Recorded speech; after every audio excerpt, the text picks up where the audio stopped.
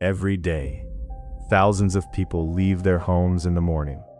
They go to work, shop, meet their friends, and return home at night. Everything seems normal, but sometimes just a few seconds are enough for a life to disappear forever. Imagine stepping into the elevator of your building. The doors close, and no one ever sees you again. This is not just a scary story. It is a real case that haunted detectives for years. It was the summer of 2019, a year that seemed ordinary to most people. But for one woman, it would become the beginning of a mystery that remains unanswered to this day. Inside one of the city's most prestigious residential towers, a 32-year-old woman named Sarah suddenly disappeared, leaving behind no explanation and no trace. The surveillance footage seems straightforward. Sarah entered the elevator on the 12th floor like any other resident. The doors closed. But when investigators reviewed the recordings, they discovered something impossible. There was no footage of her ever leaving. What happened during those mysterious minutes? Who was waiting for Sarah inside that elevator? And how did a killer disappear among dozens of security cameras?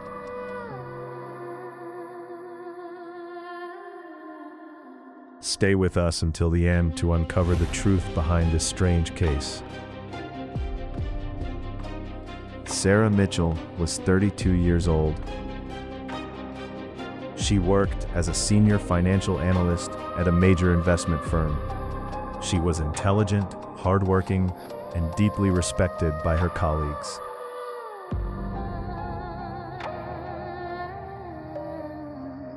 She lived alone in a luxury apartment on the 12th floor of the Grand Heights Tower. Her family lived in another city.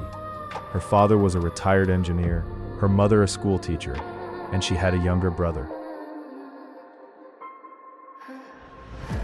According to her family and friends, Sarah had no known enemies, and she lived a quiet, structured, and seemingly ordinary life. On the evening of July 18, 2019, Sarah left her workplace at around 7:30 p.m. Security cameras captured her at 8:11 p.m. entering the Grand Heights Tower lobby, carrying her handbag and a small shopping bag. At 8:17 p.m., she was seen entering elevator B on the 12th floor. Seconds later, the doors closed. No screams, no signs of a struggle, no indication that anything was wrong. And yet from that moment forward, Sarah Mitchell was never seen again. The next morning, when she failed to answer her family's calls, concern began to rise. By the second day, her disappearance was officially being investigated by the police. Detectives reviewed hundreds of hours of security footage, but what they discovered was deeply disturbing. Days after Sarah's disappearance, detectives interviewed dozens of people who knew her. Friends, neighbors, co-workers, and anyone who might hold a clue to her sudden vanishing. But one of the most important statements came from the person who knew Sarah better than almost anyone else. Her name was Emma Richards. She had worked alongside Sarah for more than 5 years and had become her closest friend inside the company. In the interrogation room, Emma suddenly fell silent. For a few seconds, nobody spoke. Then she said something that immediately caught the detective's attention. Sarah wasn't herself during those last few weeks. She seemed worried, distracted, as if she knew something was wrong, something she wasn't telling anyone. At first, detectives believed Sarah's disappearance was a mystery with no obvious suspects. But Emma's statement suggested a far more disturbing possibility. What exactly had Sarah discovered before she vanished? Emma told investigators that Sarah appeared calm on the surface. She smiled, did her job, and behaved as she always had. But behind that calm face, a hidden fear was growing deeper with each passing day.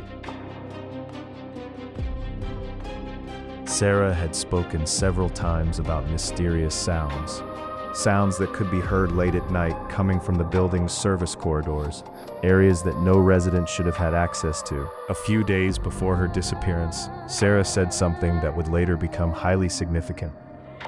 In a quiet voice, she told her friend, "I feel like someone is watching me."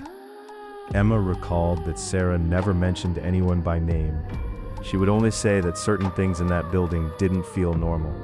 2 days before her disappearance, Sarah said something that would later remain etched in everyone's memory. In a quiet voice, she told her friend, "If something ever happens to me, know that I was afraid of something." Emma fell silent for a moment. Then she said something that made the atmosphere in the interrogation room even heavier. Sarah never said who she was afraid of. 2 days later, Sarah stepped into the elevator. The metal doors slowly closed. The security camera captured the last image of her, and Sarah Mitchell was never seen again. But that was not the end of the story. After Sarah's final appearance on the elevator camera, detectives searched the entire building. Every floor, every hallway, every maintenance room. But they found nothing. No phone, no handbag, not even the smallest clue explaining what happened after the elevator doors closed.